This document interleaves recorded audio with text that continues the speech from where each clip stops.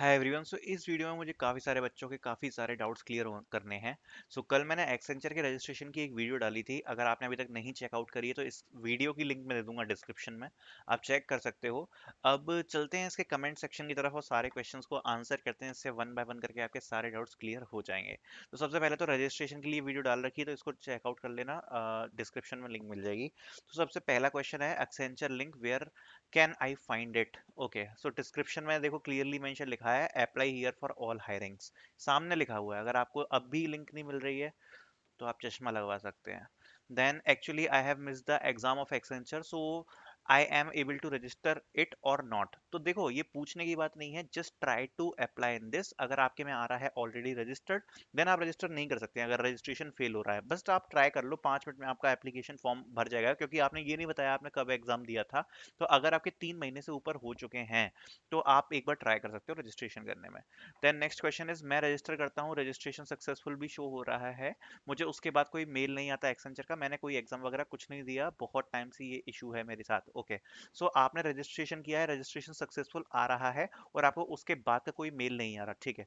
सो देखो ये Accenture basically क्या चलता है, एक्सेंचर में जिन लोगों को मेल्स आए थे स्टार्टिंग में, मतलब वो स्टूडेंट्स वो थे जिन्होंने बहुत ज्यादा पहले रजिस्ट्रेशन कर रखे थे, ठीक है, बहुत पहले से अप्लाई कर रखा था, तब उनको रजिस्ट्रेशन आ रहे थे।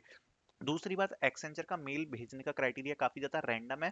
अब मुझे नहीं पता आपने रजिस्ट्रेशन कब किया था, बट ये first come first service basis जैसी चीज है। चाहे इनका स्लॉट एलोकेशन हो या फिर ये आपका इंटरव्यू मेल भेजने वाली चीज, ठीक है। तो ये इसके लिए ये काफी रैंडमाइज चीज है, तो इसके लिए आपको कोई भी क्लियर आंसर नहीं मिलेगा, केवल एक्सेंचर की टीम ही आंसर आपको इसका दे सकती है। देन वी हैव, जब हम पैन कार्ड डालते हैं तब अकाउंट ऑलरेडी रजिस्टर्ड आता है। तो देखो अगर आपका अकाउंट ऑलरेडी रजिस्टर्ड है और अगर आप अप्लाई करने जा रहे हो और आपको ऑलरेडी रजिस्टर्ड दिखा रहा है, दैट मीन्स आपका सारा डेटा उनके पास है। दूसरी बात, अगर आपको रिजेक्शन का मेल नहीं आया है और ऑलरेडी रजिस्टर दिखा रहा है, दैट मीन्स आप नेक्स्ट फेज के जब भी असेसमेंट आएंगे तब आप उसमें ऑटो कंसीडरेशन में लिए जा सकते हैं। अब वो जैसा मैंने बताया थोड़ा सा रैंडम टाइप का रहता है कि किसको ले रहे हैं या ले रहे हैं। दोबारा ये मत सोचना कि अब मुझे दोबारा रजिस्ट्रेशन करना पड़ेगा, तो ऐसा कुछ नहीं है। दोबारा रजिस्ट्रेशन की कोई जरूरत नहीं है। अगर ऑलरेडी रजिस्टर्ड आ रहा है, दैट मीन्स आपकी एप्लीकेशन ऑलरेडी उनके पास है, दोबारा सेंड करने से कोई फायदा है नहीं। देन एक्चुअली मुझे एक्सेंचर का असेसमेंट दिए हुए 95 डेज हो चुके हैं, फिर भी जब मैं रजिस्टर करता हूं तो आ जाता है you have already registered. Okay, so जैसा मैंने बताया पहले कि 95 डेज भले ही आपको हो चुके हैं, बट अगर आप एप्लीकेशन में अप्लाई कर रहे हो और आपको ऑलरेडी रजिस्टर्ड आ रहा है, दैट मीन्स आपकी एप्लीकेशन अभी उनकी कंसिडरेशन में है और नेक्स्ट फेज में अगर उनको सूटेबल लगता है तो आपको असेसमेंट हो जाएगा।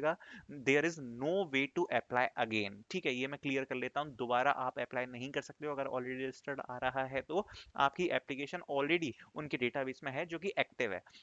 कई लोग रजिस्ट्रेशन कर पाते हैं जिनकी एप्लीकेशन रिजेक्ट कर दी जाती है एक्सेंचर की तरफ से, तो वो पहले भी दे चुके होते हैं असेसमेंट, तो दोबारा भी उनका कंसीडरेशन में लिया जाता है अगर उनकी एप्लीकेशन एक्टिव होती है। देन मेरे कॉलेज में आई थी एक्सेंचर, इंटरव्यू में बाहर हो गया, 3 महीने तक कोई भी फॉर्म नहीं भर सकता एक्सेंचर का। ये अगर ऑफ कैंपस भरा होता तब माना जाता कि बस 3 बार ये दोनों के लिए अप्लाई होता है, भैया प्लीज बता दीजिए। तो ये बेसिकली देखो अगर आपने अप्लाई किया था अपने कॉलेज में थ्रू द गूगल फॉर्म, जो आपका training and placement cell placement cell share करता है, तो आप इसमें रजिस्ट्रेशन कर सकते हैं, कोई भी दिक्कत नहीं आएगी। और अगर आपने पोर्टल के थ्रू, क्योंकि कई कंपनीज क्या कहती हैं पूल कैंपस के थ्रू भी पोर्टल के थ्रू रजिस्टर कराती हैं, तो आप रजिस्टर नहीं कर पाओगे, इसका सीधा आंसर ये है, ठीक है। सो ब्रो, एक्सेंचर में रिजेक्शन मेल तुरंत क्यों हो जाता है जबकि पूरा डेटा करेक्ट एंड सही डालता हूँ?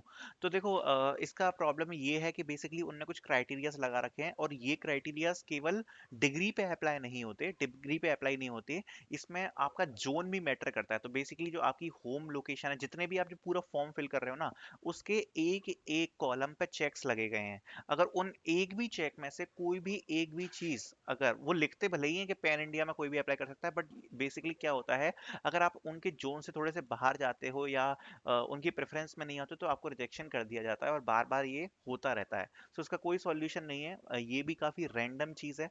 अगर आप ऐसा कर रहे हो और बार बार रिजेक्ट हो रहे हो तो इसका कोई भी सॉल्यूशन नहीं है, आपको रिजेक्शन आ जाएगा। देन भाई रिजेक्ट कर दिया 2 मिनट के अंदर, तो same answer for you also, 3 replies इसमें क्या है, मेरा भी सेम सेम सेम, हाँ। तो यही हो रहा है पंगा इसमें। एक्चुअली क्या होता है कि उनके अलग ही क्राइटेरियाज हैं कुछ, जिसको लेके मैंने भी देखा है कई बच्चों का तुरंत ही रिजेक्ट कर दिया जाता है है और सेम ही रजिस्ट्रेशन फॉर्म का कई लोगों का रजिस्ट्रेशन भी हो जाता है। तो ये इशू है। तो ये आई थिंक मैंने सारे क्वेश्चन का आंसर दे दिए जितने भी कमेंट सेक्शन में आए थे, और आपके डाउट्स क्लियर हो गए होंगे। So thank you so much for watching this video.